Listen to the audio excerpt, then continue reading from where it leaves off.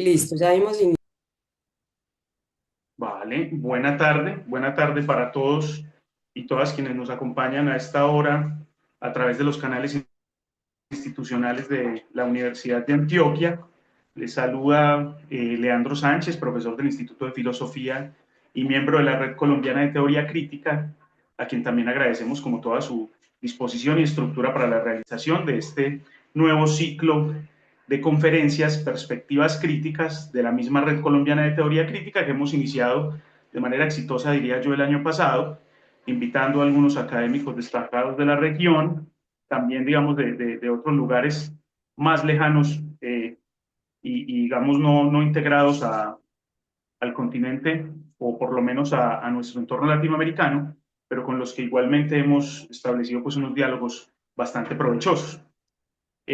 La Red Colombiana de Teoría Crítica, recordar que está conformada o cuenta con el apoyo de varios académicos, digamos, destacados en el país, la Universidad de Antioquia, la Universidad Libre de Bogotá, la UPTC de Tunja, de la ciudad de Tunja, la Universidad Javeriana de Cali, la Universidad del Valle y otras instituciones, digamos, anexas que siempre han aportado pues como su buena disposición para que estos espacios tengan lugar.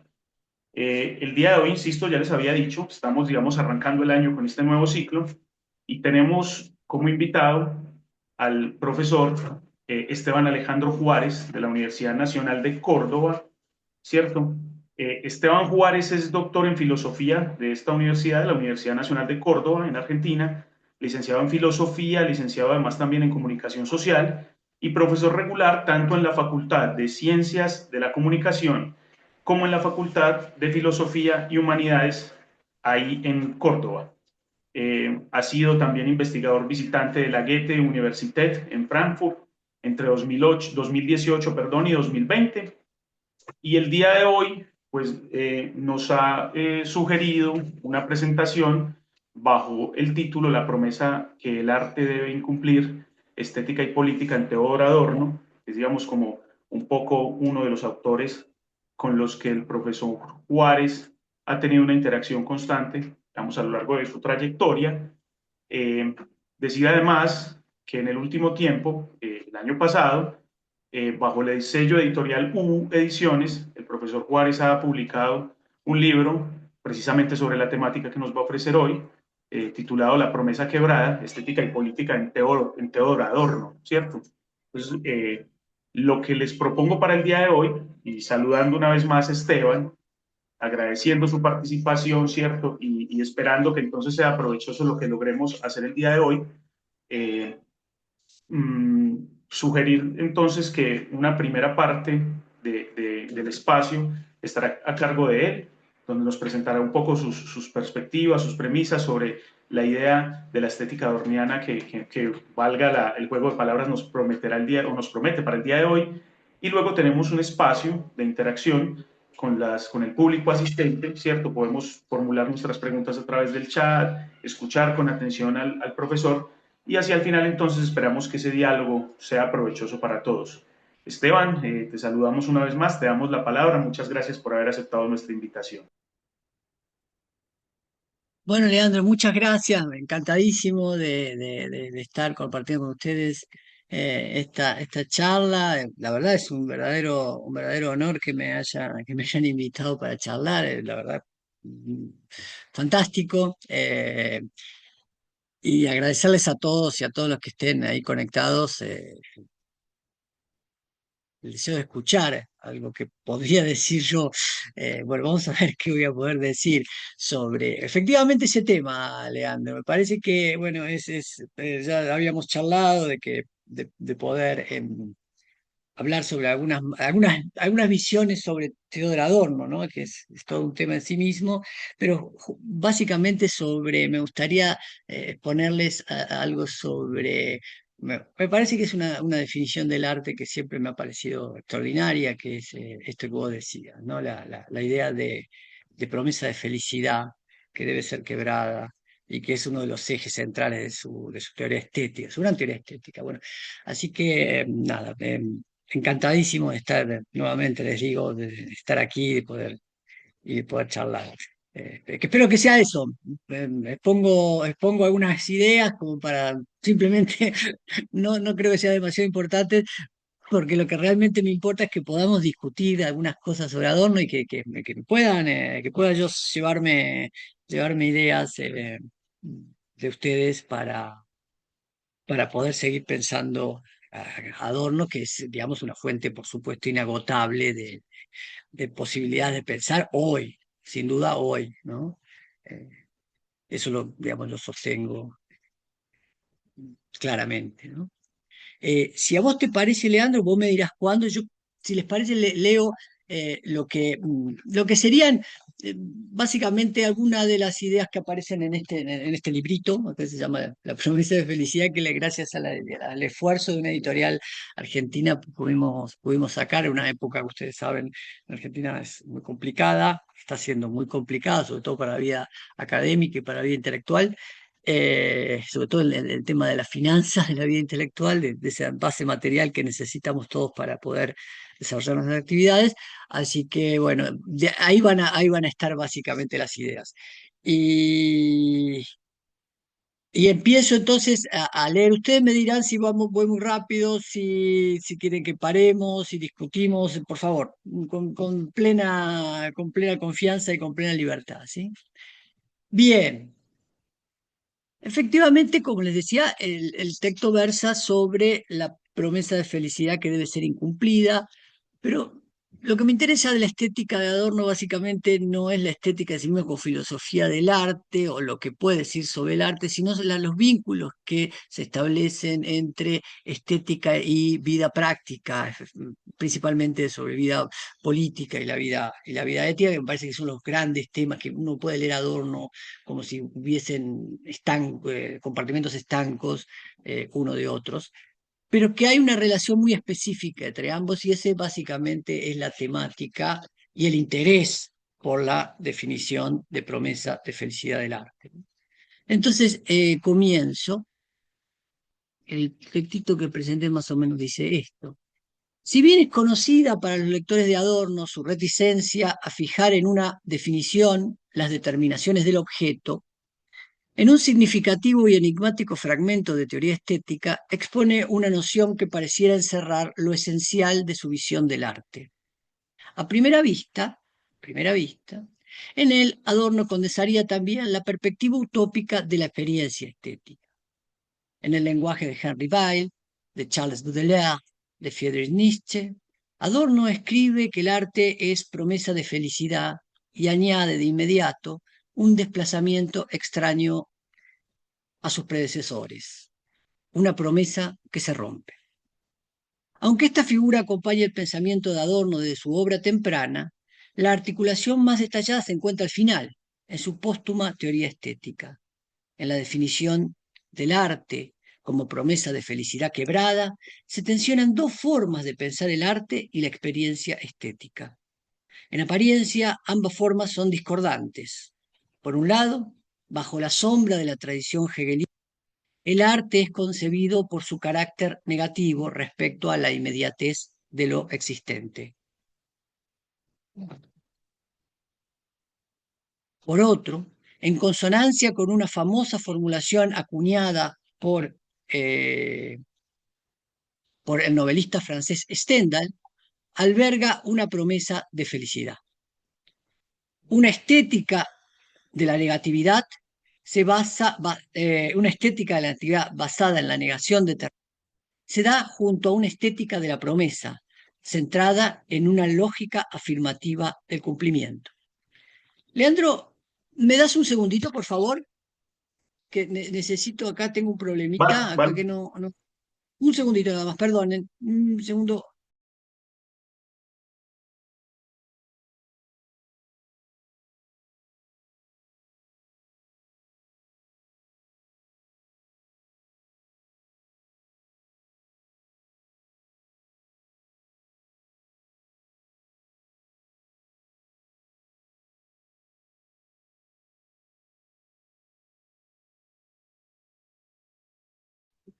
Perdón, Leandro, me dicen que no están dando el link. A ver, puede ser Mm, eso? Sí, ahí tenemos como unos pequeños problemitas con eso, pero se han ido solucionando, ¿cierto? También me Ah, escriben ok. aquí, pero ya veo que está entrando la gente. No sé qué será, pero de a poco están entrando. Ahí, Vale. pero es ese que vos me enviaste a mí, ¿no? Ese es para ti, Es ese era este. solo para ti y hay uno general. Ese es como el Ah, que ha estado fallando, pero ya veo que ha dado ingreso de a poco, ¿vale? ok. Vos me dirás entonces cómo seguimos. Vale, no, sigamos, sigamos, estamos bien. Yo creo que van a ir ingresando y en todo caso también hay transmisión por YouTube, entonces vamos a tratar de compartir aquí el enlace, ¿vale? Sí, Ok, profesor, ya le comparto buenísimo. por chat nuevamente el enlace público y ya está en Facebook. También si se meten al Facebook del instituto, yo acabo de despublicar el en vivo, pero también el enlace público para que se puedan meter ahí. Pero por acá lo volveré a Ah, compartir. Perfecto. muy bien. Entonces dale, dale Esteban, que nosotros ya tratamos de solucionar. Ok. Usted lo soluciona. Bueno, bueno. Claro, Ahí cómo está. no. A ver, ¿dónde estoy por aquí? Ok. Perdone. Entonces les decía, eh, por un lado, bajo la sombra de la tradición hegeliana, el arte es concebido por su carácter negativo respecto a la inmediatez de lo existente. Por otro, en consonancia con una famosa formulación acuñada por el novelista Stendhal, alberga una promesa de felicidad, una promesa de bonheur, una estética de la negatividad basada en la lógica, en la negación determinada, se da junto a una estética de la promesa, centrada en una lógica afirmativa del cumplimiento. Cito una parte que me parece muy significativa en base a lo que quiero decir de la teoría estética, que dice, el anhelo insaciable a la vista de lo bello, para el que Platón encontró las palabras con la frescura de la primera vez, es el anhelo del cumplimiento de lo prometido. Es también el veredicto sobre la filosofía idealista del arte, ya que no fue capaz de acoger la fórmula de la promesse de Brunner. Por supuesto, Adorno la cita en francés, por eso es interesante aquí, ¿no? La cita deriva, por supuesto, nos deriva a Stendhal y a esa idea de Stendhal de luego de haber contemplado una serie de mujeres en una velada, le escribe en unos cuadernos, escribe en unos cuadernos de viaje, escribe que la belleza no es otra cosa más que una promesa de Brunner. Pero si la estética idealista desatendió la promesa, una materialista no debería ni entronizarla como su polo opuesto, ni pretender una reconciliación superadora, casi como un resultado automatizado del impulso de la confrontación de posiciones. Toda la operación de la escritura de Adorno se basa en pensar juntas las dos concepciones, pero como instancias autónomas. El interés materialista de Adorno no consiste aquí en la reconstitución de una nueva unidad de oposiciones, sino más bien en pensar el interregno que franquea ambas determinaciones a relacionarse entre sí. Lo indeterminado de la unidad de la experiencia estética, algo que en principio no puede dejar de sonar, sino absurdo, al menos paradójico, marca la determinación de estos momentos. Si el arte ocupa un lugar central es porque en su configuración se rompe el hilo de continuidad entre la determinación de la felicidad prometida y su realización práctica. Pero no cualquier forma de producción artística. La tensión sobre el hiato que se manifiesta en la remisión mutua entre estas dos concepciones se testimonia en las obras altomodernistas, es decir, en aquellas obras de arte que Adorno tenía por más avanzadas. Para ser radical y estar a la altura de las exigencias de la crítica del presente histórico, el arte debe acoger y al mismo tiempo romper la promesse de bonheur. No ser radical, no estar a la altura del presente histórico, implicaría traicionar la posibilidad que promete y participar del sabotaje de lo posible en lo real.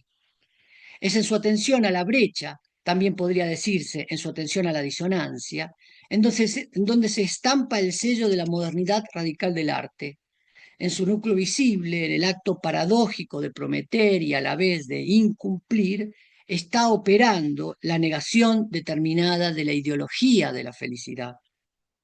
Pero también está expresado lo distinto del mero prometer. Pensar el arte como promesa significa que la felicidad posible en lo real sobrevuela a su imposibilidad en lo existente. Está presente, pero de modo aparente, como un fantasma en el arte. Pero al negar la promesa, el arte dice en un lenguaje no conceptual que la felicidad aún no ha comenzado, que en la acción de los sujetos y la felicidad hay un hiato, un abismo, pues toda dicha es espuria si se la proyecta de un modo determinado por medio de la praxis en la vida dañada. Nada podría resultar más paradójico que esta concepción del arte. El fracaso de persistir como obras de arte es el cumplimiento de su promesa, y esto es condición de su posibilidad, pero también aquello que las vuelve precarias.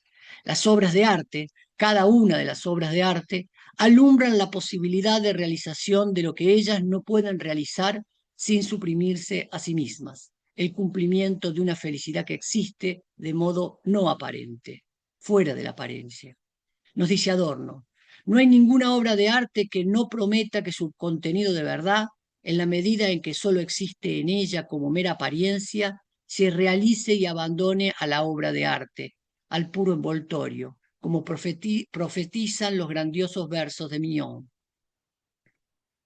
Cada obra se presenta aquí como un entramado de fuerzas en el que una pulsión afirmativa, su decir sí, la realización de la vida dichosa, el cumplimiento de la verdad, se mezcla y pugna con una destructiva, una impulsión destructiva, la aversión a su carácter aparente, el fin del arte, su devenir insustancial, un mero envoltorio.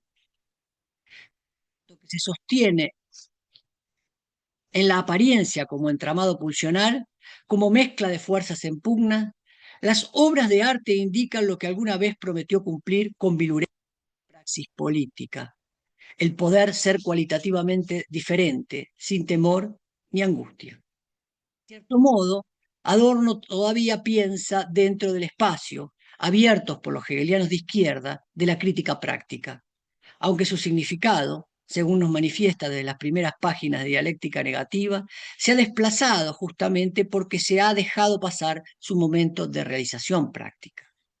Por eso se conserva, aunque ya como un eco lejano, en la experiencia estética y en una forma de actividad teórica que debe invertir por ello el signo positivo dominante de su tradición más insigne, la de Hegel y la de todos los que lo han puesto de pie, sin caer por ello en lo que Freud llama el negativismo de los neuróticos. Lo que Adorno pone en juego en su concepción del arte como promesa quebrada es entonces una forma de autorreflexión crítica que abra aquellos indicios del impulso hacia la realización, pero a condición de que esto ocurra en el medio de la negatividad. Promesa y negatividad se remiten una a la otra. Sin una estética de la negatividad no habría una verdadera promesa. Toda lógica del cumplimiento repetiría la falsa positividad. Sin la promesa de la felicidad, toda negatividad se convertiría en goce neurótico por la destrucción. Sostener y al mismo tiempo romper la promesa de felicidad es lo imprescindible para conservar y desatar sin violencia la fuerza de lo positivo, la potencia necesaria para hacer, como dice Adorno en Teoría Estética, posible lo imposible. En una carta en la que Adorno responde al reproche lanzado por Thomas Mann sobre la ausencia en su filosofía de un lenguaje para lo positivo, se puede advertir ya la centralidad de la remisión mutua de estos momentos y a su vez la atención que dirige a la suspensión del tránsito para atender a esa brecha que se abre entre ambos y que los determina como momentos autónomos. Dice Adorno en esa carta. Si he asimilado algo profundamente de Hegel y de aquellos que lo han puesto de pie, es la accessis frente a la afirmación inmediata de lo positivo. Realmente una accessis, créame, pues a mi naturaleza se aproxima mucho más lo otro, la expresión desatada de la esperanza. Pero siempre tengo la sensación de que, si no se persevera en lo negativo o se pasa demasiado pronto a lo positivo, se le hace el juego a lo falso. Aunque en teoría estética se encuentra la articulación más elaborada entre crítica práctica y promesa de felicidad, la apropiación por parte de Adorno de las ideas stendhaliana de lo bello como promesa ya ocupaba un lugar destacado en los orígenes del programa interdisciplinar de una teoría crítica de la sociedad esbozado por Max Horkheimer en la década de 1930. No sin fricciones y desplazamientos, la concepción estética de Adorno se inscribe en las inquietudes en torno a la exigencia de felicidad que conforman, como ha destacado tempranamente Alfred Schmidt, el núcleo del materialismo del joven Horkheimer. Este intentaba dar cuenta de los cambiantes mecanismos culturales, socioeconómicos y psicológicos que proscribían las aspiraciones individuales al carácter múltiple del placer y de la felicidad, a la vez que cuestionaba todo proyecto político moral, incluidos aquellos presuntamente más progresistas y revolucionarios, que eludiera el problema de la irreversibilidad de la injusticia infligida contra todo ser viviente. El desarrollo de estos motivos era fundamental en el plan de Horkheimer para dar cumplimiento a los intereses prácticos de la teoría crítica. Estos intereses consistían en contribuir desde la crítica de las ideologías a la transformación de las condiciones objetivas y subjetivas de existencia del capitalismo, pues estas condiciones obturaban todo posible cumplimiento de las exigencias históricas de satisfacción sensual. La tarea era llevar a explicitar el fracaso de la transformación social y la conversión de las fuerzas productivas en fuerzas destructivas y, al mismo tiempo, mantener con vida los tenues impulsos de resistencia que aún eran rastreables en su interior. La interpretación crítico inmanente de la cultura y del arte ofrecidos por Adorno resumía y complejizaba esta tarea a la luz de la creciente adhesión en cuerpo y alma a un sistema social que reprimía el despertar de las exigencias históricas de felicidad. Sin embargo, no fue Adorno el primero en introducir la formulación stendhaliana en el acervo conceptual del organismo principal de la teoría crítica, de la Zeitschrift für Sozialforschung, sino que fue Herbert Marcuse, en el artículo El carácter afirmativo de la cultura de 1937. En él había acudido ya a la idea de Brunner, probablemente a través de la lectura de Nietzsche, para referir a la perturbadora fuerza erótica sensible del arte. No obstante, en la crítica de la cultura afirmativa marcusiana, la potencia de la promesa quedaba diluida por la valoración reduccionista del contenido negativo del arte autónomo y de cierto sesgo clasicista de la bella apariencia. Lo que en el ensayo de Marcuse no percibía era precisamente la operación negadora de las representaciones del placer que habrían llevado a cabo inmanentemente las vanguardias artísticas, en especial las musicales encarnadas por Mahler, Schoenberg y Froberg. Si Marcuse cumple aquí un papel destacado, no es tanto en mi paper, o en mi exposición, por su carácter de antecesor en el uso de un término o por los errores que ese uso pudiese haber conllevado, sino porque su presencia permite reconstruir un marco de confrontación intelectual dentro de los allegados al Institut für Sozialforschung de Frankfurt. A partir de dicho marco se puede entrever un sentido histórico de la aplicación de la noción de promesse de Brunner por parte de Adorno, en tanto respuesta crítica al artículo de Marcuse. La intención de reconstruir un contexto histórico de disputas intelectuales en un espacio acotado se corresponde con el deseo de discutir cierto afán extendido en las interpretaciones de Adorno, que suponen que sus ideas pueden ser entendidas como objetos coherentes en sí mismos, las cuales contienen una significación inherente y comprensible sin necesidad de transgredir la autoconsistencia de la superficie textual. Frente a esta interpretación se intenta poner de relieve, a pesar de las evidentes recurrencias semánticas en las distintas épocas de la expresión promesse de Brunner, el carácter histórico de los problemas a los que la apelación a dicha expresión quería dar cuenta y el sentido concreto que adquiere al ser utilizadas por Adorno en cada momento histórico. Por lo tanto, para captar dicha historicidad es necesario aventurarse dentro de contextos de inteligibilidad más amplio que el texto particular en el que la noción aparece. En suma, lo que aquí se insinúa como camino de investigación es el carácter no autosuficiente del texto, la porosidad insaturable entre los textos y los contextos. Sobre esta base diría que Adorno introducía la fórmula en el artículo de 1938 sobre el carácter fetichista de la mercancía y la regresión del oído, publicada en la Zeitschrift, para confrontar una estética materialista dentro de un proyecto intelectual con orientación práctica, luego de haber manifestado indirectamente su malestar con respecto a la crítica marcusiana. Desde esta perspectiva, la idea de promesse de Brunner en el arte aparece por primera vez en Adorno como un concepto singularmente contencioso. Pero la idea de felicidad del arte, promesa de felicidad del arte, también aparece de otro modo si se la piensa más allá del concepto de cultura afirmativa y se la inserta en el contexto particular de la acuñación de la noción de cultura industrie. Desde una perspectiva simplificada, ella podría ser pensada como contraparte, como lo otro de las promesas vicarias que promulga la industria cultural. Aquí se parte de una idea conocida entre los lectores de Adorno. La industria cultural actúa sobre las grietas de un sujeto constituido a partir de la tensión entre la necesidad de gratificación sensual y las exigencias de adaptación psíquica y social.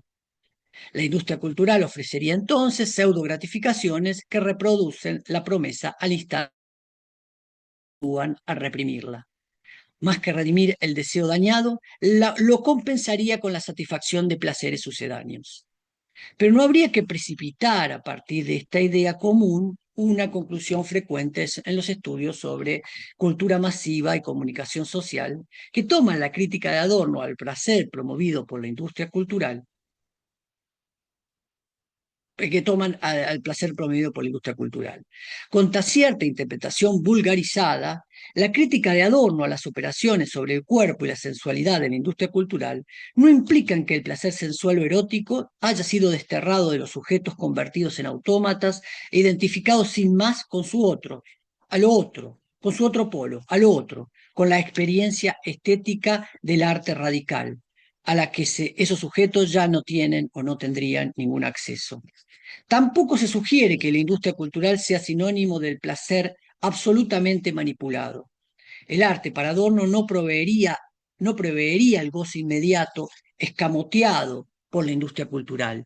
El placer de la disonancia del arte avanzado no se comprendería sin su interdependencia con la industria cultural. La inclusión de la idea de felicidad en la definición del arte se corresponde en este contexto al desarrollo de la concepción de una dialéctica abierta de la felicidad que contrasta con la idea de una gran escisión o gran división férrea entre arte serio y cultura masiva. Aquella concepción subyacente habría sido esbozada explícitamente por Adorno en alguno de sus ensayos de crítica cultural y de arte. A partir del análisis de la constelación entre industria cultural y crítica a la crítica conservadora de la cultura, la demanda de reflexión dialéctica sobre la felicidad se convierte en una respuesta a las formas de pensamiento que polarizan de un modo abstracto felicidad subjetiva y felicidad objetiva, o que reducen la felicidad al éxito burgués, identificado con la reproducción de lo siempre igual. La crítica de Adorno lleva a comprender ambos momentos de la felicidad en su recíproca negación determinada. La felicidad no puede ser solo el cumplimiento del querer subjetivo del individuo, pues sus deseos y quereres están estrechamente ligados a la existencia de algo que los excede, de un desdoblamiento, de una fuerza de lo, de lo que no está bajo su control. Pero a su vez, la felicidad solo es tal si está en relación con los deseos individuales. La libertad para la experiencia de esta dialéctica es, en definitiva, lo que bloquea y sobre lo que constantemente opera canalizando y compensando el deseo, la industria cultural. Pero, ¿quién atestigua entonces concretamente si es que ha de hacerlo algo dentro de la cultura que no le da lugar la auténtica promesa de felicidad? En su retorno a Alemania, luego del exilio americano, Adorno se mostró reacio a vincular la promesse de Brunner con las producciones que en ese momento aparentaban representar lo más avanzado de la música europea, a saber, los jóvenes músicos reunidos en torno a los cursos internacionales para la nueva música realizados en Darmstadt. Adorno seguía sosteniendo en este contexto que las composiciones de Schoenberg, sobre todo las del periodo de la atonalidad libre, habían atesorado la potencia de la promesse, aunque lo habían hecho al precio de volverse cada vez más herméticas. No obstante, Adorno no pretendía restaurar con ello una forma de componer que en el periodo de posguerra formaba ya parte del pasado. Lo que sí deseaba era determinar en el presente histórico la cualidad de las transformaciones en la novísima música y para ello aplicaba una vara relativa al trato con los materiales musicales de la modernidad radical representada por la escuela vienesa de Schoenberg. De acuerdo con esa vara, notaba que, en la música serial de los jóvenes músicos, a pesar de que sus tentativas pretendían ser lo más avanzado en ese periodo, resonaban elementos musicales que neutralizaban las fuerzas productivas de la nueva música y ponían frenos a las tareas históricas del arte. Para demostrar esto, Adorno esgrimía una serie de argumentos críticos contra los poserialistas. Estos argumentos rondaban en torno a la categoría de tradición, exoneración radical de la subjetividad, en torno al concepto de libertad, de la espontaneidad, del sentimiento, del sentido musical, de la pérdida de tensión que se daba entre lo mimético y lo constructivo, la depuración técnica de la composición, la racionalización integral y el fetichismo de los medios.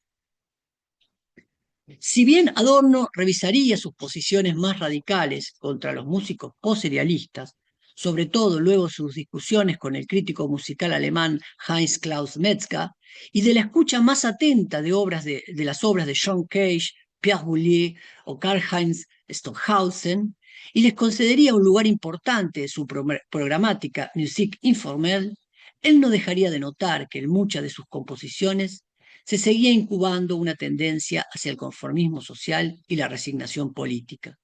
Lo que en definitiva seguiría Adorno sin tolerar a los compositores de la generación de posguerra era la pérdida del potencial crítico de la música autónoma.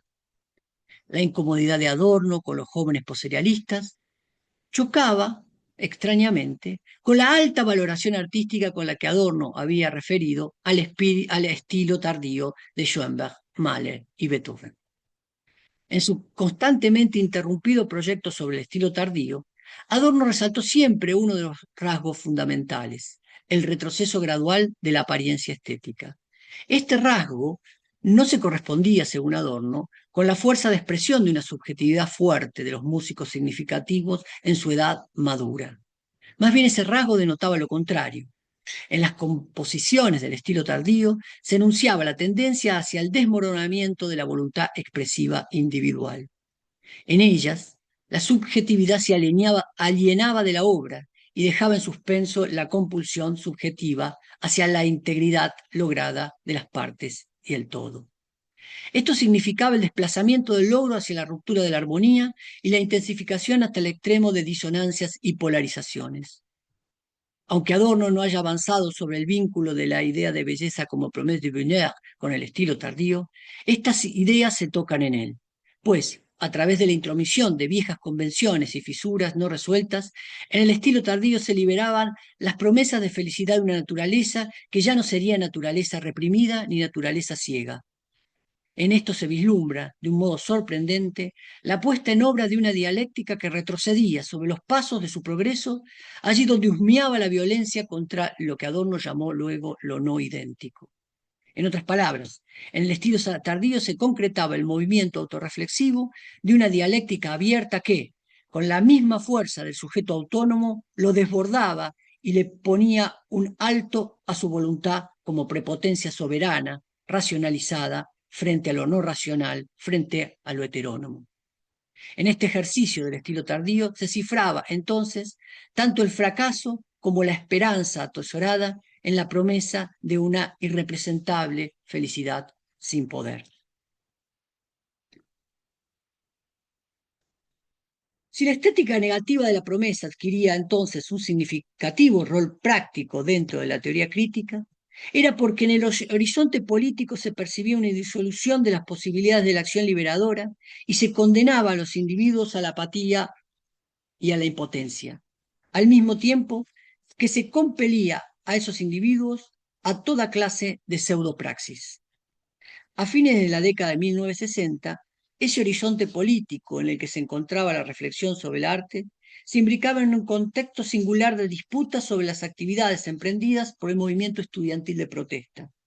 Adorno apostó en ese momento por la creación de un espacio de intervención reflexiva que posibilitara extender la conciencia de la necesidad de un cambio cualitativo para llevar a cumplimiento las promesas de verdadera gratificación sensible. La apariencia estética era la que atesoraba la promesa de felicidad que la política había desterrado. Sin embargo, en tanto mera apariencia y en tanto apariencia enigmática, el arte entraba en cortocircuito con la realidad de los sujetos que deseaba cambiar. La mediación necesaria para la transformación, Adorno la anclaría en la actividad de intervención teórico-crítica en el ámbito público. Esta sería la actividad encargada de abrir los espacios necesarios para no sellar definitivamente el acomodamiento de los sujetos al sistema opresivo. En este sentido, en este sentido, se perfila el papel general de la posición de Adorno frente a la impaciencia de los estudiantes radicalizados y su defensa del momento inalienable de una intervención teórica luego del fracaso revolucionario. La idea central, que creo que es lo que funciona en este contexto, para Adorno, es que su defensa de la teoría adquiere un significativo rol político, convergiendo en esto con el énfasis en el arte, en tanto una respuesta a los imperativos de plegar la teoría crítica a la intervención práctica e inmediata que exigían los estudiantes de izquierda, que habían aprendido de él la necesidad del ejercicio de la crítica práctica. Aquí habría que atender no solo a lo que Adorno decía a un nivel de enunciados textuales, sino también en un nivel discursivo diferente, a lo que estaba haciendo cuando empleaba concentraciones de términos y enunciados densos y eruditos para manifestarse. Para Adorno, la teoría no solo permite explicar en los fenómenos históricos las condiciones y las causas que los construyeron y aquello en lo que se constituyeron, sino también la posibilidad de descifrar sus rasgos históricos y por ello la posibilidad de su transformación. En este sentido, los fenómenos serían concebidos de tal forma que se les ofrecería una segunda vida, puesto que ellos podrían haber sido de otro modo y de acuerdo con estos podrían, en el horizonte histórico del presente, llegar a ser de otro modo. Esta forma de pensamiento crítico como forma de praxis contribuiría entonces a remover la experiencia de la ausencia de felicidad que la pseudopraxis política reproducía, como si dicha ausencia fuera una invariante o como si su presencia negada estuviese disponible a la vuelta de la esquina, previo lanzamiento de algunos cócteles Molotov. La acción política correcta, la que crea las condiciones de una felicidad inaparente, precisa de la praxis teórica. Ahora bien, la acción correcta no solo necesita, para no ser pseudopraxis de la ilustración racional que provee que provee el ámbito de la teoría, necesita a su vez de un impulso añadido. Eso añadido proviene de una dimensión que Adorno caracteriza como el orden de lo absurdo. El intento de dar cuenta del problema de cómo y por qué el tránsito del conocimiento de lo debido a la acción correctamente lograda estaba apurado o por qué había sido malogrado, Adorno lo emprende en los escasos segmentos en que habla del problema de Hamlet. Este es un motivo sobre el que Adorno sorprendentemente escribió poco, pero que, sin embargo, resulta fundamental para sus consideraciones en torno a una idea novedosa de una praxis orientada hacia la felicidad y también hacia la libertad.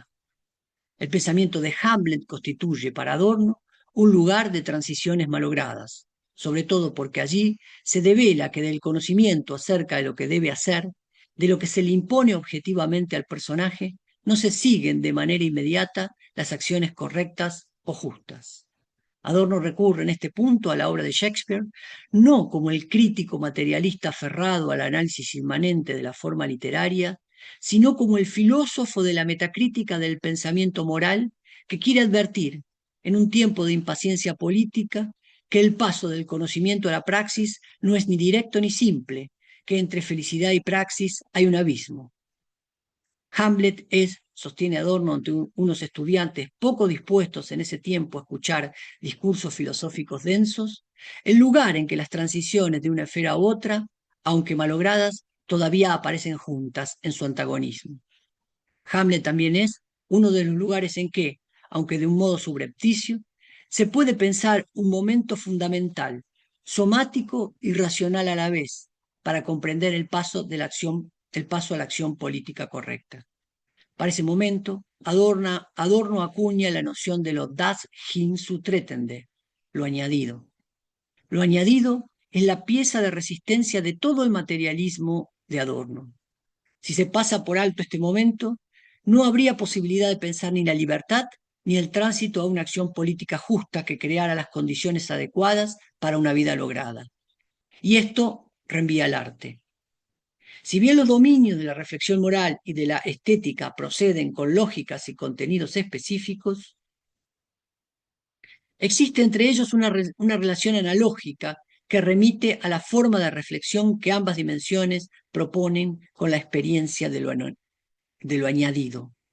Esta experiencia encuentra en la expresión su correlato artístico y por ello se materializa su despliegue autorreflexivo. La expresión, un término fundamental en Adorno, es la mirada pasiva de las obras de arte. En ella se conserva la promesa y la rememoración de una diferencia insaturable respecto de las prácticas sociales, culturales, políticas e históricas instituidas. En ella se entra en un umbral, en donde la separación entre el mundo exterior al sujeto y su mundo interior, entre voluntad y acción, entre teoría y praxis todavía, como acontece en Hamlet, no se ha suturado violentamente ni se ha polarizado de forma absoluta. Es el lugar donde el abismo se vuelve autorreflexivo. En torno a la tensión es umbral, que se testimonia en la idea del arte como promesa de Brunet quebrada, y que no puede ser abarcado por completo por una fundamentación teórica racional sin destruirse a sí mismo, se juega una crítica que todavía puede ser llamada práctica. Bueno, eso sería todo lo que tenía para comentarle, Leandro, Bien, para perfecto. presentarles un poco el panorama eh, Vale, vale, cómo no, Esteban, a perfecto. grandes rasgos. Vale, cómo no, cómo no. Creo que entonces es más que suficiente para que podamos establecer un diálogo contigo, Muy insistiendo bien. entonces que a continuación, pues con los quienes asisten aquí al espacio, pues podrán pedir la palabra para hacer sus preguntas, sus comentarios, interactuar con Esteban, cómo no. Eh, entonces veremos si en el público hay alguna pregunta, por aquí estoy revisando. Podemos utilizar las herramientas de ahí del chat, ¿cierto? Levantar la mano. A ver, vuelvo a revisar. Mientras, bueno, ya por aquí tenemos una, Simón Puerta. Creo que puedes hablar, Simón, ¿verdad? ¿Me escuchan? ¿Puedo escuchar, Leandro? Ah, ok, Ahí buenísimo. escuchamos. Perfecto, Simón. Adelante. Ah, bueno, muchas gracias, profesor Juárez. Un gusto y muchas gracias por su Gracias. presentación, por compartirnos este relato.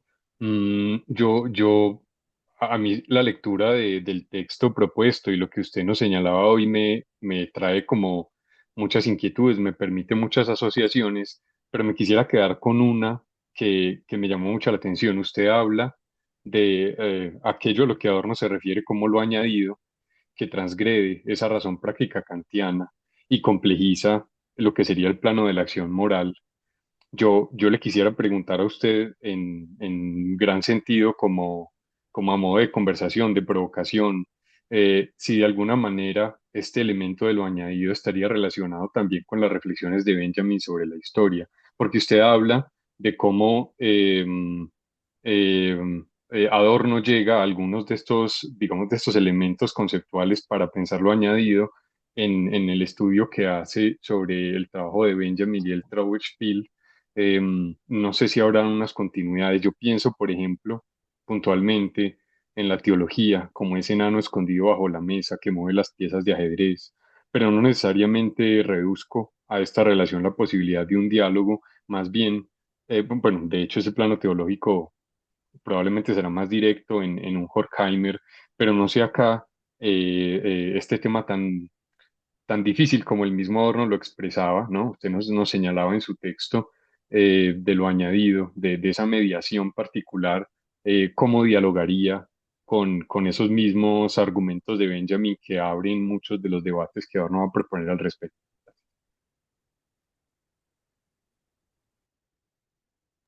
Gracias, gracias por tu Muchas pregunta. gracias. Sí, muchas gracias. Sin duda, muy interesante la pregunta y creo que es fundamental porque eh, las reflexiones sobre Hamlet de Adorno hacen, por supuesto, alusión al Trauerspiel, ¿no? Es la remisión permanente.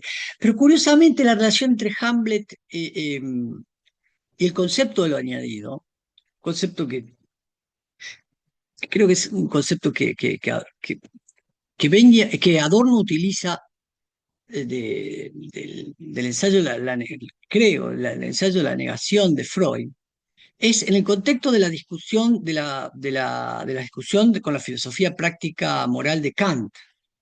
Es ahí donde aparece este problema. Y el problema más que es, me parece que es cómo podemos, cómo podemos pensar, digamos, lo no idéntico en el sujeto.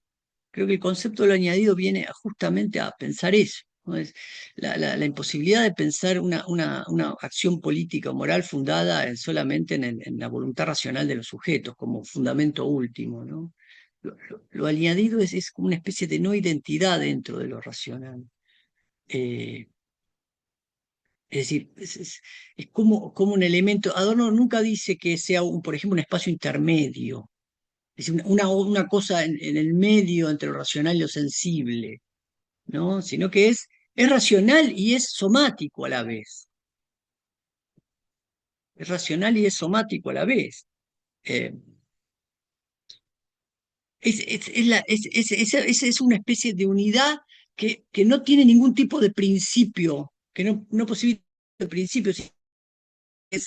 La unidad en Adorno, la unidad del arte mismo, es una unidad donde se posibilita esa indeterminación permanente, ¿no? Como los artistas hacen cosas que no saben lo que son, juegan con lo indeterminado. La determinación de una configuración estética es la configuración de algo que ellos no pueden determinar, hacen cosas que no saben lo que son. Es un sujeto que de alguna manera se sustrae a su voluntad de poder, ¿no?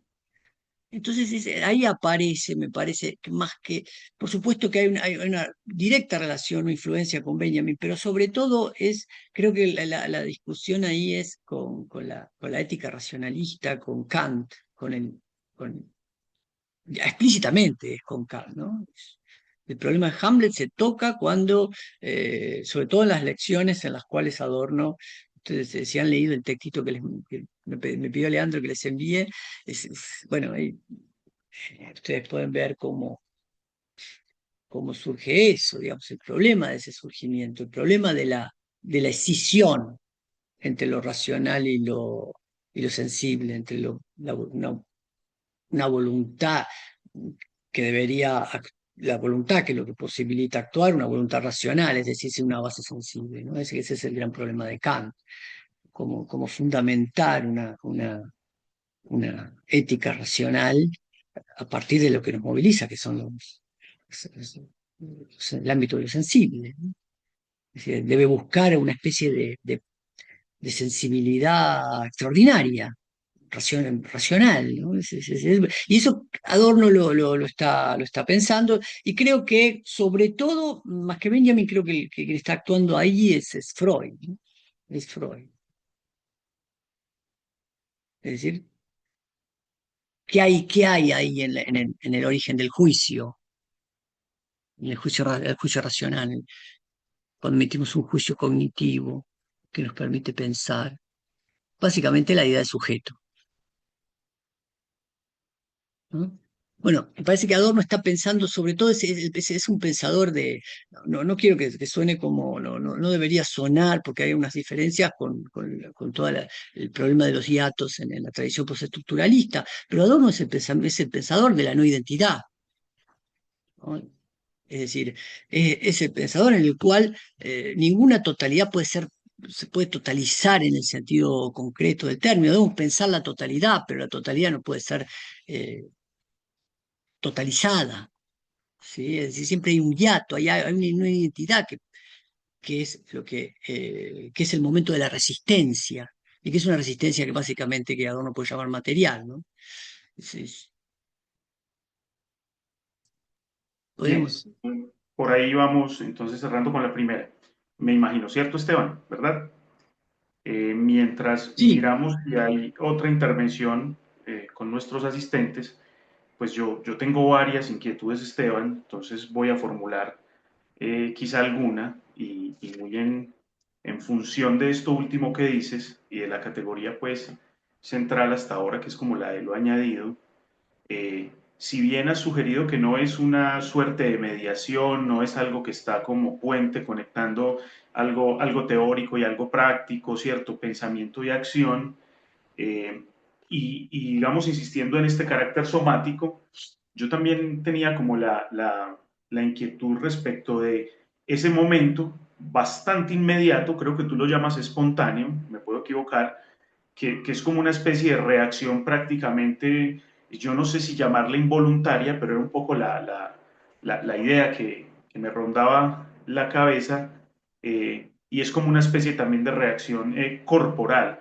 Y quizá como no se encuentra una explicación racional de ese tipo de movimientos, entonces uno podría pensar que en ese momento de inmediatez pues habría una respuesta que precisamente nos lleva como a la idea de Adorno de que es entonces en el terreno de lo absurdo.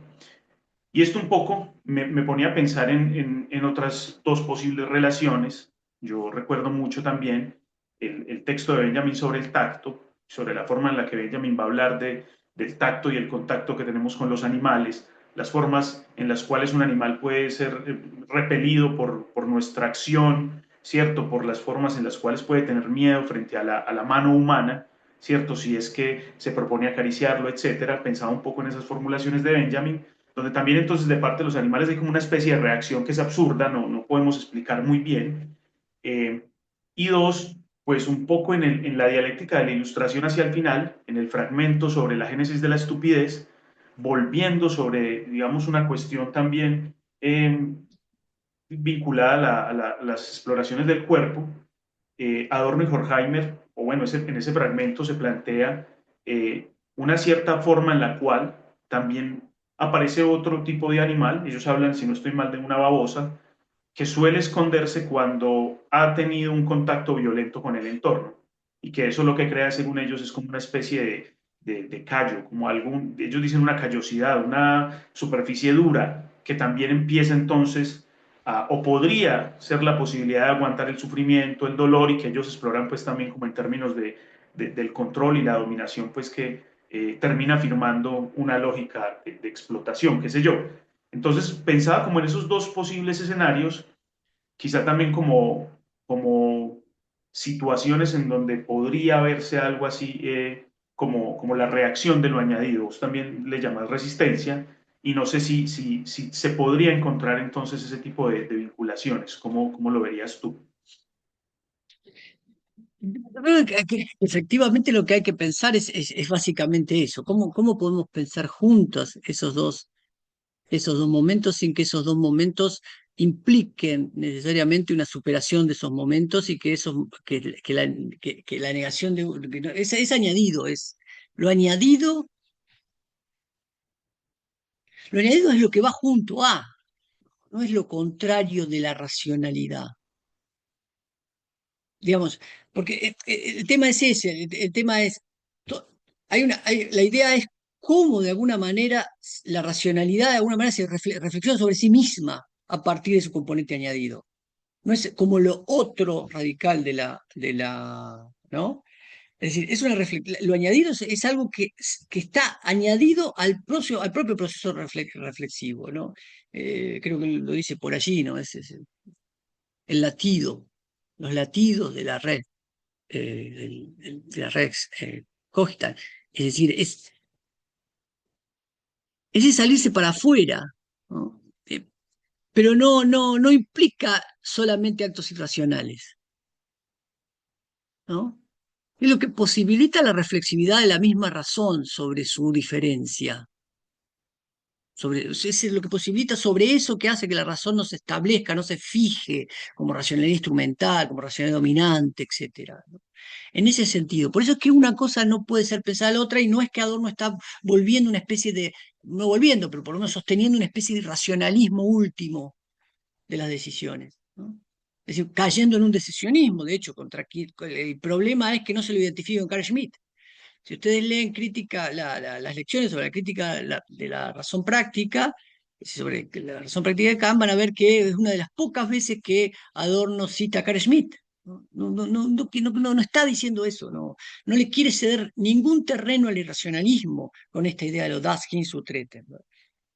Sino que hay que leerlo en tono creo que hay que leerlo en tono de la dialéctica de ilustración, ¿no?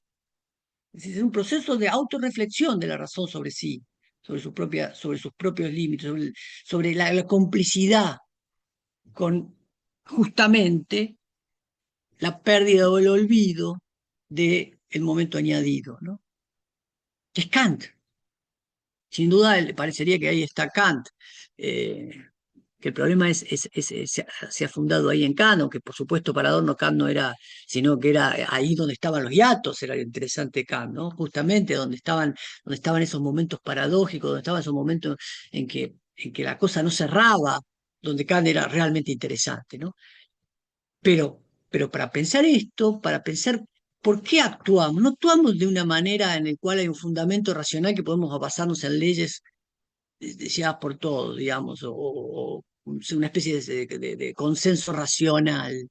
Eso no está pensando Adorno, porque ¿qué, qué pasa cuando actuamos de una manera que desde el punto de vista de una racionalidad instrumental es completamente absurdo porque no, sabemos que no hay eficacia, ¿no? Y el ejemplo que pones es ese líder de la resistencia contra los nazis que se lanza, tiene esa inmediatez de ir a pelear, que fue un sobreviviente, ¿no?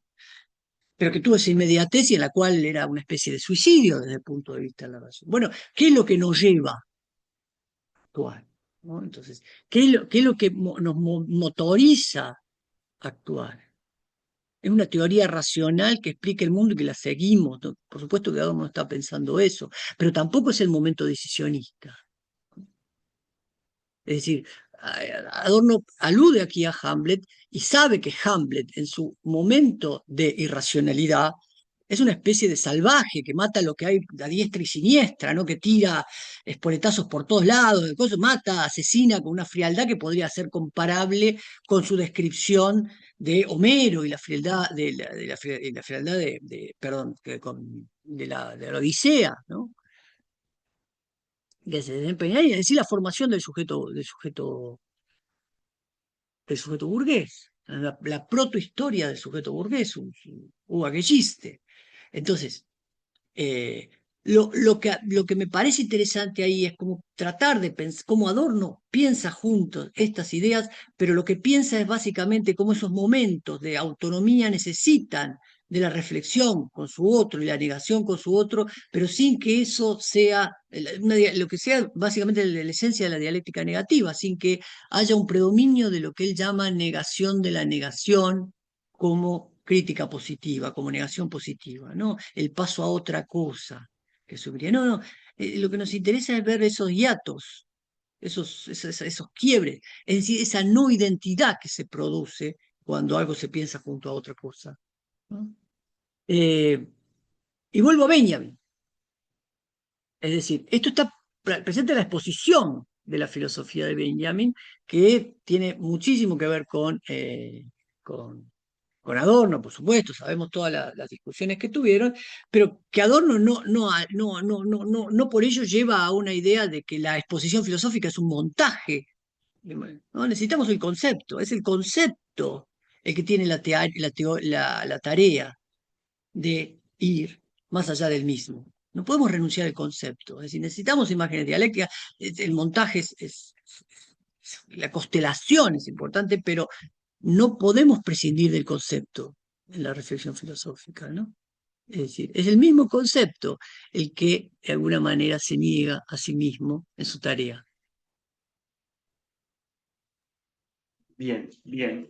Mientras sigo revisando por aquí y los invito a que se animen con sus preguntas, entonces, de las que yo había, digamos, anotado en el transcurso de la presentación de Esteban, también había quedado, Esteban, con el asunto que queda como enunciado, y es un poco tu afirmación de que quizá estas reflexiones de Marcuse, de cierta manera, son una respuesta crítica al famoso ensayo de Marcuse sobre el carácter afirmativo de la cultura.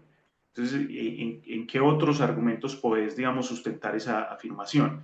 Es decir, uno puede ver que el tratamiento de Adorno, si se quiere, no es tan esquemático como el de Marcuse, ¿cierto? Marcuse parece ir llevando como un desarrollo de las formas de la razón y las negaciones, entonces, de lo sensible, etcétera. En ese texto arranca desde Aristóteles y termina, digamos, como pasando por toda la ilustración, el materialismo francés, y muestra un poco como las falencias o las formas en las cuales paulatinamente se va mutilando, se va impidiendo la posibilidad, digamos, de lo que para Marcuse en últimas debería relacionarse con la forma estética, que es como una posible realización de la libertad.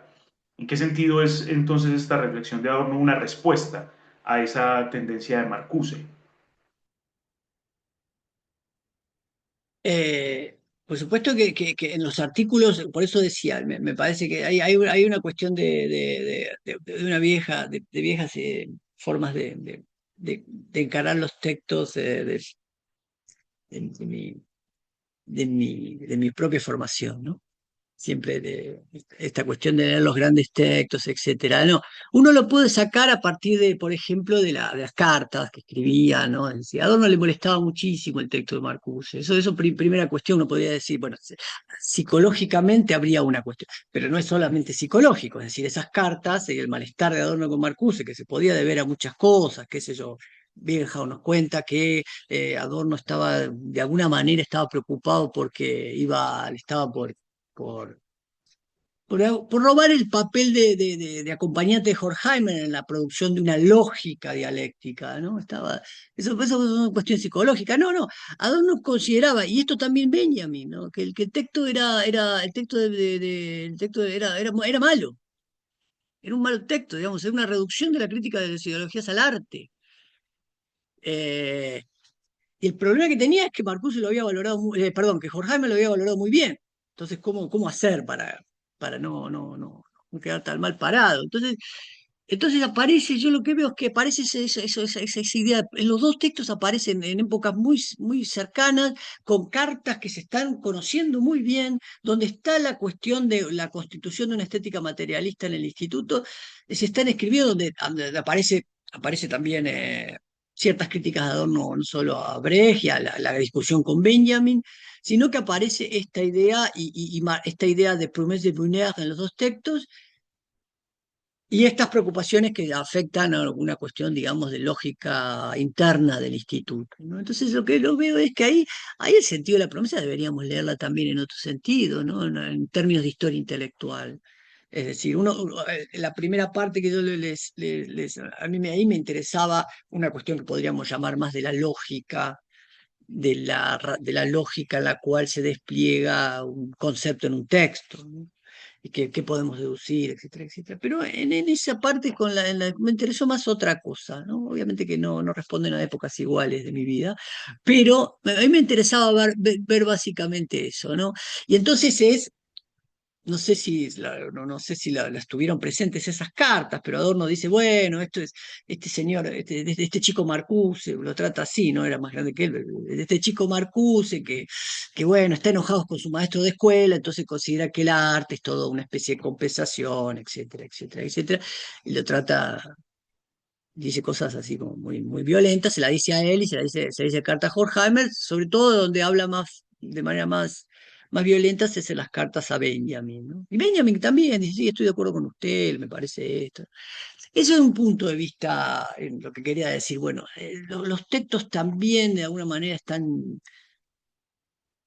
son porosos, ¿no? Son porosos. Los textos son porosos y hay que tentar lecturas que vayan más allá de un significado inmanente a la propia textualidad. En ese un aspecto, ¿no? El otro aspecto es concreto y que tiene que ver ya con la lectura. Marcuse no hacía alusión a su texto. Ese es un texto de crítica de las ideologías. Y en ese sentido creo que Habermas dice algo interesante. Dice, bueno, Habermas, la crítica de ideologías funciona bien para los textos de la modernidad clásica. No funciona bien para las vanguardias del principio del siglo XX. No funciona tan bien para eso, ¿no? No funciona básicamente para aquellos que lo que Adorno va a decir después, que no lo dice en ese texto del fetichismo, para aquellos que deben romper con la promesa. Adorno en el texto del fetichismo dice, para aquellos que cargan sobre sí, sobre la infelicidad, lo hacen es cierto, psicologiza demasiado la promesa en ese texto Adorno. Pero lo que nos está dando, pero lo que sí nos está tirando una línea ya en sus textos juveniles, para decir, no era tan joven, pero en sus textos tempranos, es que si uno lo piensa de la crítica de la ideología, del carácter compensatorio que puede tener, por más que, por supuesto, que en Marcuse el, la crítica a la cultura afirmativa tiene una ambigüedad con respecto al arte. El arte sí es compensatorio, sí tiene está esa tradición, pero por supuesto que tiene un potencial utópico importante. El tema es que no se ve cómo podría darse en Adorno esa especie de... Adorno tenía más claro, lo dice al final de su vida, tenía mucho más claro las consecuencias problemáticas de toda filosofía de la reconciliación, ¿no? Porque ¿cómo se daría ese baile en un volcán? La alegría de bailar en un volcán como casi mostrando una especie de ese nietzscheano baile en un volcán. Adorno dice, entre la promesa y la praxis hay un abismo, ¿no? Es decir, la promesa, el arte la rompe porque hay un abismo entre eso. No podemos ni siquiera tener imágenes de eso. Y eso lo hace el arte que carga sobre sí con con el sufrimiento del mundo, que carga sobre sí con la disonancia que históricamente se ha acumulado, que le da cierta libertad a la disonancia, por supuesto, pero en esa libertad de la disonancia lo que hace es mostrar aquello que la disonancia se ha constituido, es decir, una carga desde el punto de vista sensible, ¿no? El sufrimiento.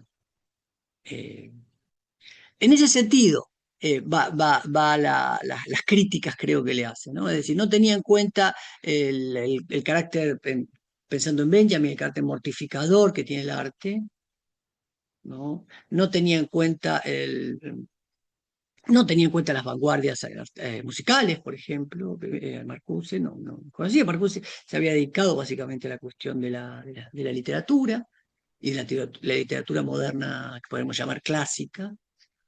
Entonces había ahí como algo que no estaba reflexionado según Adorno. Entonces yo lo que veo es que esa disputa se puede tomar, el concepto se puede leer y esas partes del texto se pueden leer como lo digo por allí, ahí como una especie de concepto que lo que tiende es a polemizar en un contexto determinado. No podemos decir, bueno, la promesa de felicidad es esto a nivel sin historia, un concepto sin historia, sin historicidad, ¿no?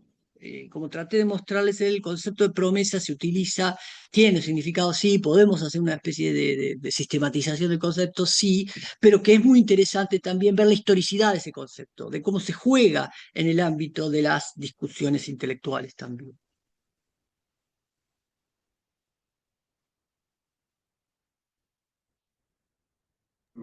Perfecto, perfecto. Bueno, veo que no tenemos intervenciones por parte de nuestros asistentes.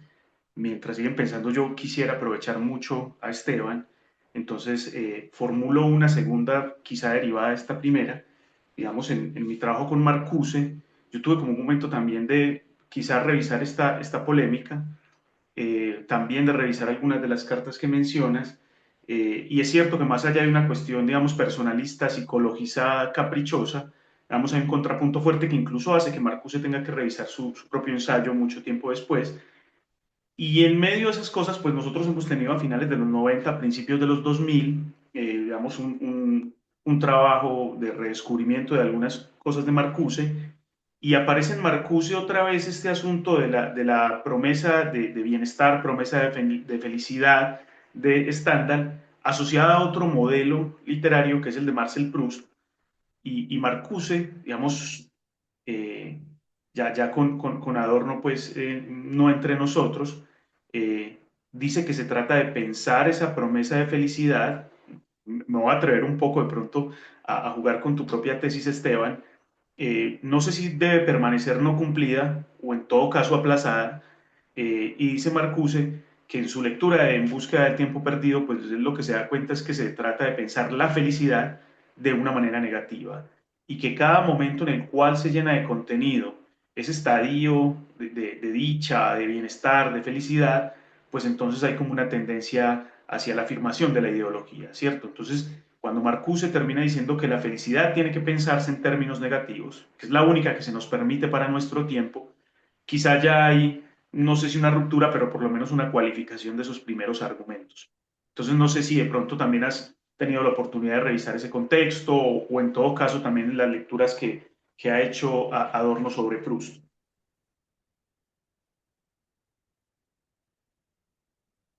Sí, sí, sí, lo he leído, he leído básicamente, me ha interesado mucho el último Marcuse, eh, me ha parecido interesante ver cómo él mismo revisa sus posiciones juveniles, pero yo sigo viendo por más que el mismo Marcuse reconoce la gran influencia de Adorno, digamos, y cómo empiezan a aparecer esas obras, las obras que podemos llamar el alto modernismo, empiezan a aparecer en la obra de Marcuse, sigue habiendo esa intención de darle, ¿cómo poder llamarlo? De darle una especie de configuración, de configuración, de pincelada al utópico, ¿no? Por más críticas que a Marcuse haya hecho al utópico. Y eso en Adorno es, eh, es problemático. Es decir, no, eso no va a aparecer en Adorno. Creo que Adorno fue el que mayor conciencia tuvo de de las consecuencias de una filosofía del arte orientada por la idea hegeliana de reconciliación o la idea idealista de reconciliación, ¿no? Idealista no en el sentido, podemos ver que en Marx también podría haber una idea de reconciliación, pero idealista en el sentido de eso, de que la alienación de alguna manera va a recomponerse. eh, y que eso es posible y que está presente, etcétera, como contenido, ¿no? En Adorno la población es demasiado precario, creo que es demasiado precario. Eh, lo quiero decir, para esta discusión yo vería bien esa idea extrañísima de teoría estética en la cual Adorno dice, la promesa de Brunner lo que nos manifiesta, ese abismo entre la felicidad y la praxis. Es decir, ¿qué pasa? La idea idealista radica en lo siguiente, que está en si me permitís, Leandro, desarrollarlo un poquitito, a ver si también yo lo puedo pensar. Pero la idea idealista está también presente en los escritos de Horkheimer, en el origen de la teoría crítica, en el sentido de que sigue siendo la praxis humana, la voluntad consciente de los sujetos lo que debe llevar a la emancipación de todos, ¿sí? Eso parecería que es así, que una locura, pero uno podría decir, sigue estando presente un sujeto que transforma lo otro a imagen y semejanza de uno mismo, es decir, que es el sujeto el que actúa, el que se desdobla, y en ese doblamiento, en esa alienación, se reencuentra de alguna manera a sí mismo en lo otro, en un futuro en el cual las condiciones estén dadas para que así sea. Y que la pelea va por ahí, tenemos que hacerlo así. En Adorno yo creo que eso está roto. En Adorno, básicamente, esa idea idealista de Horkheimer, digamos, Horkheimer, el interés de la teoría crítica es la organización de la sociedad racional, porque todavía no es del todo racional. Entonces, están los sujetos que la configuremos y la llevemos a ese punto. Ah, y está la idea de autodeterminación presente entonces aquí, que es la idea que se rompe en Hamlet. Es la idea que se cuestiona en Hamlet, la idea de que haya una voluntad racional que se vuelve soberana de sí misma, porque sí misma se pone en las otras cosas. ¿Sí? Esto me parece que es una idea. La idea de praxis materialista implica que el sujeto hace siempre algo que no lo puede dominar del todo. Por eso Adorno dice esa famosa frase, y por eso los artistas, por eso el arte en Adorno, ¿no? Los artistas configuran cosas, configuran racionalmente cosas. Las hacen muy concienzudamente a partir de los materiales que se encuentran, la tradición, pero hacen cosas que no saben lo que son. Hay ese momento de no idealismo, ¿no? Idealismo no en el sentido de esta idea de que la alienación ya de alguna manera se va, hay una reconciliación, ¿no? Entonces, se entiende, no estoy haciendo mucho lío, ¿no? Entonces, lo que voy que ese momento en Adorno, es el momento de los das, que dice usted, es el momento de la ruptura, es el momento en el que el sujeto no puede dar cuenta totalmente de sí mismo y de alguna manera se suspende. Cuando hablaba de la exoneración del sujeto en los postserialistas, ese momento en que el sujeto de alguna manera, o del estilo tardío, es que el sujeto, la subjetividad, la voluntad de configuración deja lugar a aquello que él no puede dominar, que es idéntico, que no es idéntico a sí mismo, y que lo deja hablar, que lo deja expresarse, porque la expresión no es, obviamente no es ustedes saben, la expresión no es la expresión, eh, no es la expresión de los sujetos, lo que a uno le interesa, lo que habla por expresión, ¿no? Y no es la expresión de lo otro, de lo no idéntico, ¿no? Eh, entonces, pero me parece que en el último Marcuse hay una idea muy interesante que apunta a este pensar que es que el arte es alienación de lo alienado. Entonces me parece que en ese último Marcuse, que ustedes han trabajado muy bien y nos han brindado traducciones muy interesantes, que de hecho nos han hecho conocer esos textos, creo que ahí hay ese elemento de que podríamos, que a mí me interesa, ¿no? Es esta idea de la alienación de lo alienado, una especie de doble potencia de la alienación que Marcuse ve en el arte, ¿no? Una escisión permanente del arte consigo mismo y con la sociedad, etcétera, ¿no? Bien, por aquí en el chat, Esteban, Sergio de Subiría, miembro de la red, ¿cierto? A quien saludamos, bueno, manifiesta tener como problemas de conexión, pero quizá ya en lo último que dices ahí puede haber como una respuesta parcial al asunto.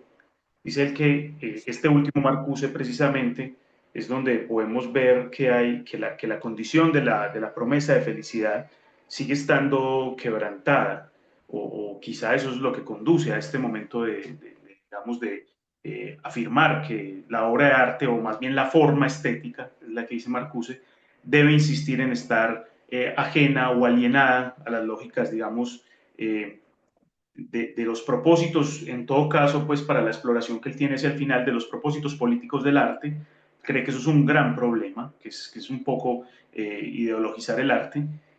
Y creo que el espíritu del comentario de Sergio va entonces en la vía en la que menciona que si lo que aparece aquí es como insistir en que la noción de la utopía se mantiene como negativa, ¿cómo podría esto entonces ampliar un proyecto materialista en términos de estética para la teoría crítica?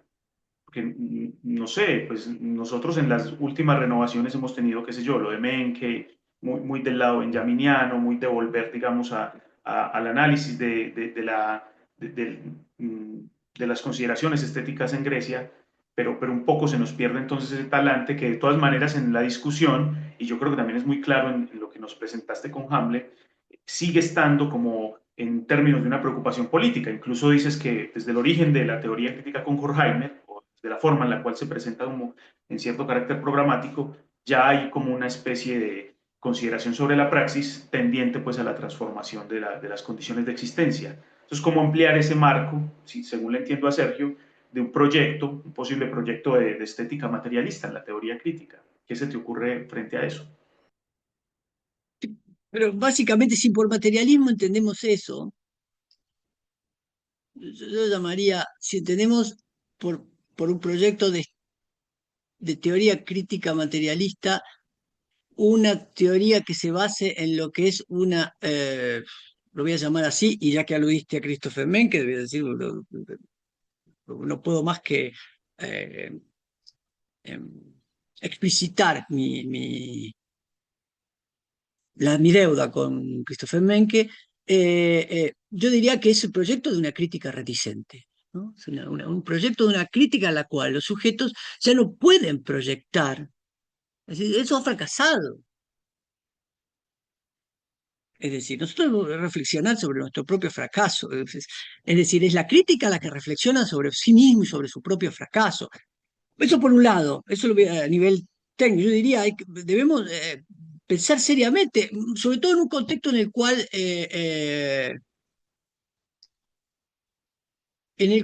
la crítica, no solo la actividad, no solo la teoría crítica como se la entiende, con mayúsculas, etcétera, y toda su tradición, en las distintas versiones que tenga, se la pone en el banquillo de los acusados actualmente, es decir, como que la misma noción de crítica como tribunal a lo que todo debe ser sometido, se ha fagocitado a sí misma, ¿no? Entonces ahora la postcrítica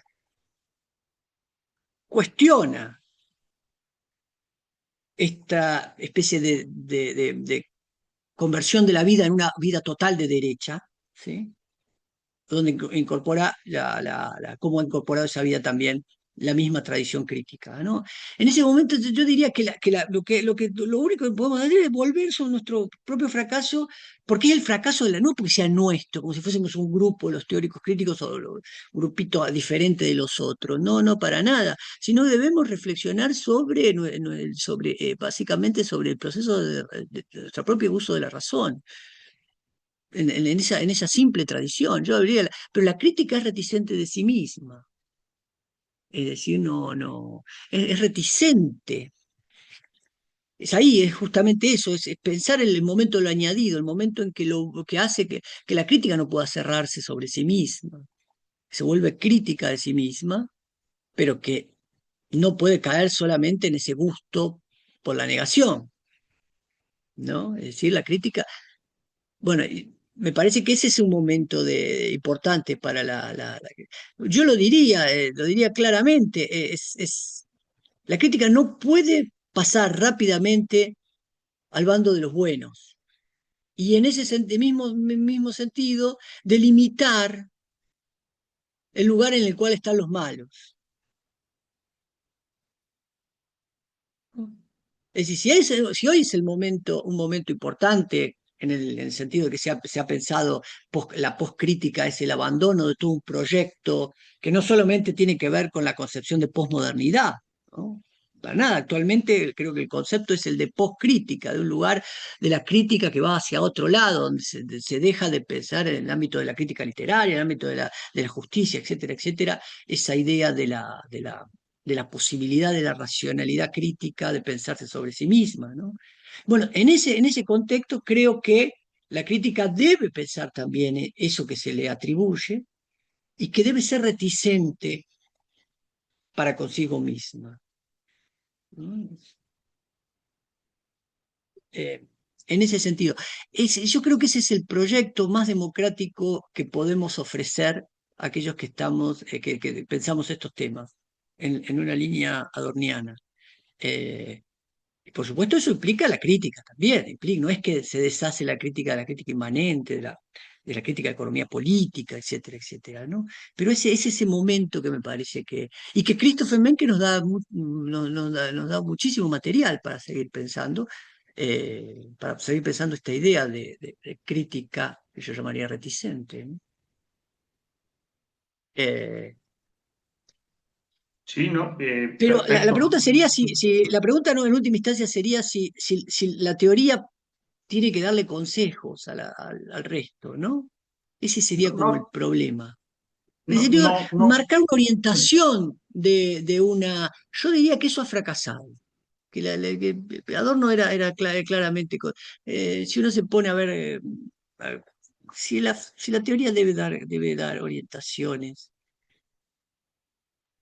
No, no eso es más creo, no, problemático, y no creo ¿no? que fuese por ahí mucho. De hecho, pues yo creo que en el espíritu de la intervención de Sergio estaba un poco el asunto de precisamente mostrar por qué, o yo sospecho, en lo que lo conozco, el problema de la prescripción, obviamente, y de la formulación de recetas, sino más bien que en todo caso, quizá lo que suena acá como proyecto materialista de una estética en la teoría crítica, pues no sé, yo creo que permanece en este plano de la negatividad y entiendo bien que tu respuesta al asunto es bajo el concepto de crítica reticente, como revisión o como yo creo que más bien hacernos cargo o resolver las deudas que ya hemos acumulado. También es un poco como en términos que pueden sonar muy benjaminianos, como hacernos cargo de los desastres que hemos acumulado y quizá ahí podemos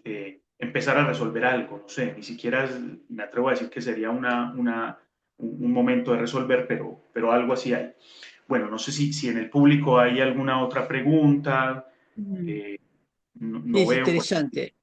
ninguna inquietud. Sí, Esteban, Sí, si quieres decir algo más, vale. yo aprendería la lección para la teoría crítica de la idea digo esto solamente, Leandro, en base a lo que vos decís. Yo sacaría la lección, yo pondría la lección y sacaría esa idea de la deuda, ¿no? La crítica como deuda, como algo que debe pagar, ¿no? La idea de, que nos han enseñado bastante de ley sobre esta crítica. El tema es si debemos, eso nos lleva al abandono de la crítica. Ese es el punto que a mí me gustaría plantear. ¿O es la crítica la que permanentemente se abandona a sí misma? Es decir, por eso digo crítica reticente, ¿no? Una crítica que permanentemente, si es crítica y si tiene, y si reflexiona sobre sí misma, si es autorreflexiva, abandona básicamente eso y se abandona a sí misma eh, en ese Bueno, ejercicio. bueno, Es eso, ¿no? sí, puede ser. De hecho, y quizá ya para ir cerrando, Esteban, agradeciendo Sí, tu amable intervención y tu tiempo, puede ser también, y esto no sé si te genera un comentario extra quizá, en, en Leo Lowenthal, por ejemplo, en medio de de esta misma tendencia pues a los cuestionamientos, a la teoría crítica, y ya habiendo pasado por las afirmaciones de Adorno sobre que se ha dejado pasar el momento de la praxis, digamos todo el momento convulso de mucha catástrofe, a Leo Lowenthal cuando le preguntaban, ya hacia el final de su vida, creo que principios de los 90, si no estoy mal, finales de los 80, le preguntaban sobre precisamente este momento y la posición de los teóricos críticos frente a la praxis política, y Lowenthal responde de una manera muy tremenda. Lowenthal dice, quizá lo que hay que pensar es que la praxis fue la que nos abandonó a nosotros, no nosotros a la praxis. Es decir, que la imposibilidad no estaba en términos de la voluntad de los teóricos o en todo caso de el carácter político de la teoría crítica. Él dice, la praxis puede ser que nos haya abandonado a nosotros, no nosotros a ella, y eso hace parte como de la dificultad de las reflexiones sobre ese concepto pues tan discutido de la praxis en la escuela de Frankfurt. No sé si eso te puede decir algo más para que tratemos de cerrar el día de hoy. sí, claro, por supuesto, es un contexto en el cual difícilmente uno, digamos, ellos lo pensaron en un determinado contexto, pero uno es heredero del contexto de los fines de la década del 60 y de los 70, ¿no? En el cual uno podría decir que todos los proyectos emancipadores terminaron en su contrario. Es decir, todo intento de la praxis terminó en su contrario. Es decir, cuál sería por eso mi tema es Hamlet, porque el problema de Hamlet, y por eso mi tema es el tema de Adorno y Hamlet, es básicamente eso, es decir, cuál el problema de la praxis correcta. Y por lo tanto ese es el gran problema. La pregunta para mí es un problema, no estoy dando ninguna respuesta, ni digo que Adorno la tenga, la respuesta o lo pueda dar, y entonces Adorno es el que nos va, es nuestro pastor, que nos va a iluminar el camino de la praxis. No, eso es lo que debemos reflexionar, no sé, no tengo ni idea.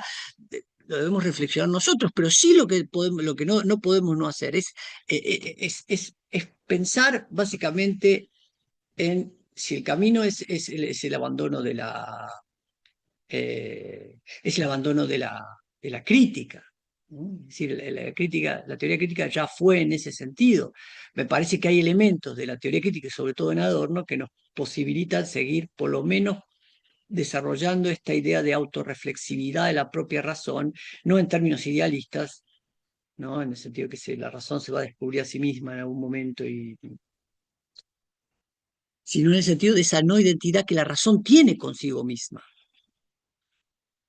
¿no? Ese momento de decisión, ese umbral que yo le llamo reticente, ¿no? Es la reticencia de la razón es la reticencia a identificarse consigo misma, podemos llamarla así, ¿no?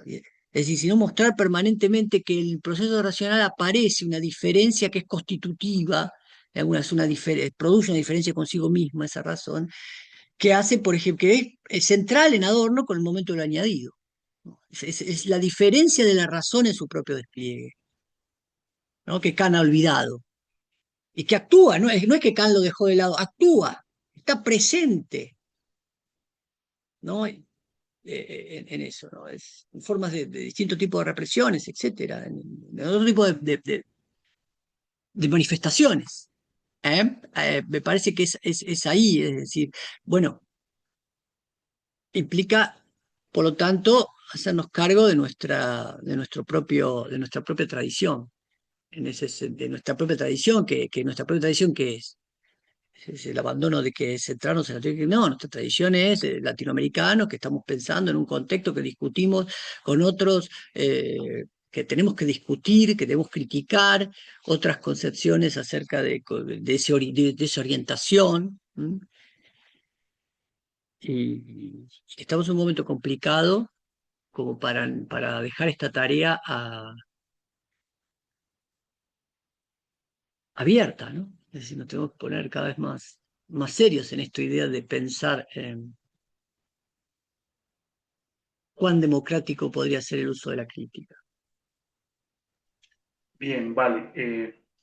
Esteban, una última para que vamos cerrando. Sí, por favor. En el chat nos insiste Sergio en lo siguiente. Si esta forma en la cual estás pensando, digamos, la crítica como reticencia, estaría relacionada en todo caso con una forma de la estética como consuelo. Tú has insistido mucho pues, en el asunto de la resignación, pero si no hubiese algo así como una estética como consuelo en esa idea.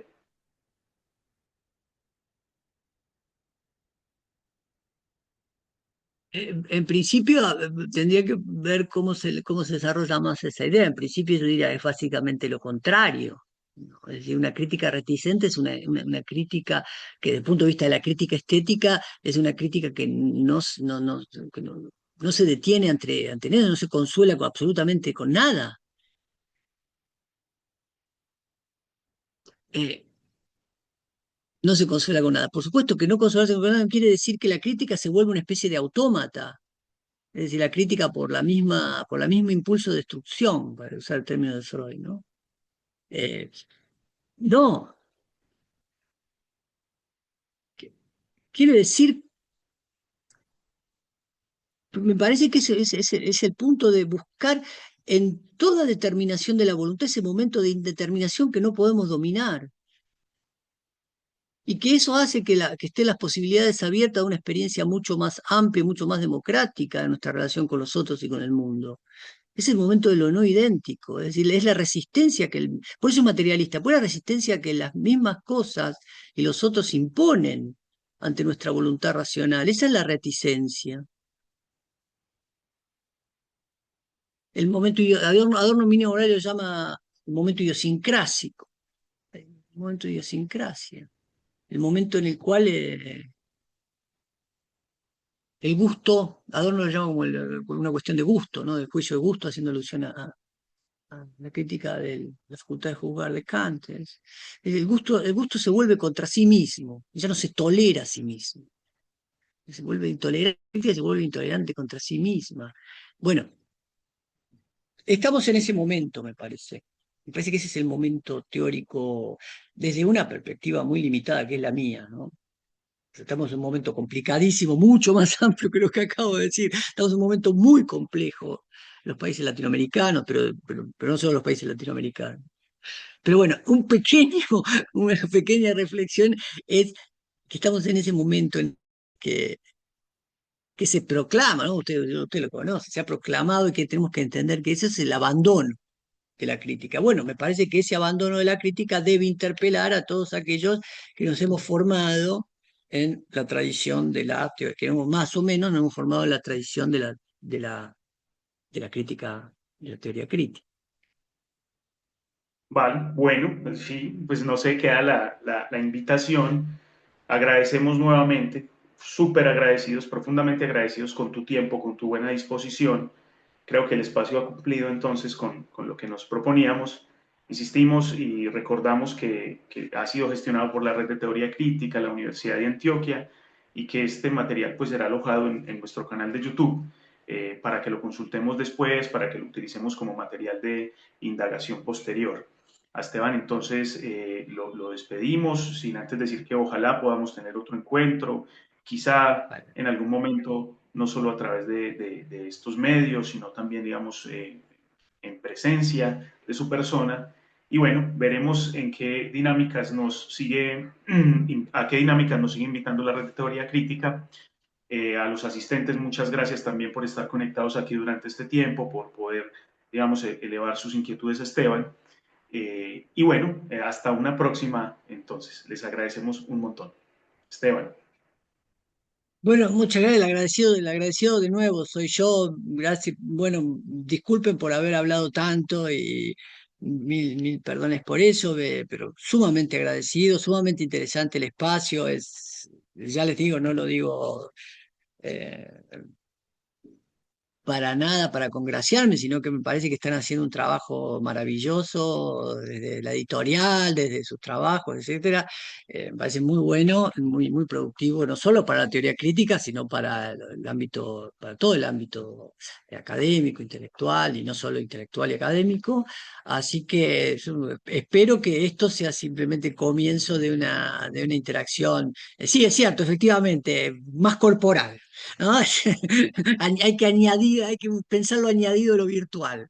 ¿Eh? Sí, que sea, que podamos juntarnos y que seguramente va a pasar y bueno, esto sea el primer paso para que tengamos mayores discusiones y mayores encuentros. Te agradezco muchísimo, Leandro, y a todo tu grupo de trabajo por esta convocatoria. Y bueno, gracias.